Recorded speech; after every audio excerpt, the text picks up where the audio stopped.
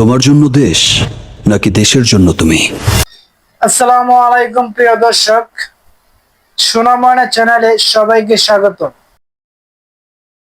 জোড়া সুখবর দিলেন শাকিব খান।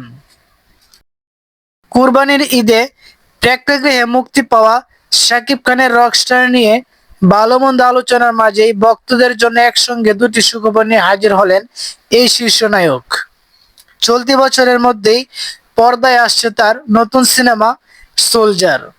পাশাপাশি প্রিয়তমা এবং রাজকুমারের পর আবারও পরিচালক হিমেল আশরাফের সঙ্গে নতুন মিশন শুরু করছেন তিনি। সম্প্রতি রকস্টার সিনেমার একটি বিশেষ প্রদর্শনীর শেষে সাংবাদিকদের মুখোমুখি হন শাকিব খান। সেখানে তিনি তার আটকে থাকা বড় বাজেটের সিনেমা সোলজার নিয়ে কথা বলেন। সান মোশন পিকচার্সের প্রযোজনায় নির্মিত এই সিনেমার বেশিরভাগ শুটিং আগেই শেষ হয়েছিল। সিনেমাটি নিয়ে শাকিব খান বলেন, এবছর ওই সান মোশন পিকচার্সের সোলজার রিলিজ হচ্ছে। ছবির কাজ একদম শেষ পর্যায়ে। শীঘ্রই আমরা এর ক্যামেরা ক্লোজ করব। বাকি শুটিংটুকু দেশের বাইরে করা হবে। চলতি বছরে দর্শক পর্দায় একটি দারুণ গল্প দেখতে পাবেন।